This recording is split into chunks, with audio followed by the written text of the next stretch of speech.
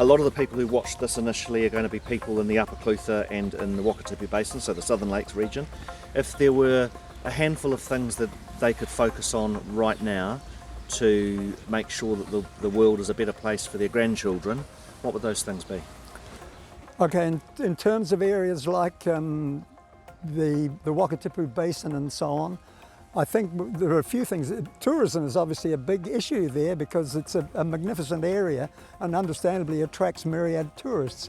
But the tourism thing, and you don't need me to tell you, it's really changing.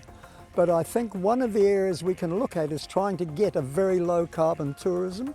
And part of that might be having accommodation that illustrates points. You know, I've thought of building a tiny house with a composting loo and things so that people, they don't have to buy one to see what it's like. They come and stay there and so on. And the same goes for the Wakatipu Basin. I think low emissions transport, you know, what is happening with a really good public transport service and what's happening to make that into an electrified service. So two important steps, more public transport and then decarbonising the public transport. We've got the same issues in Nelson as well.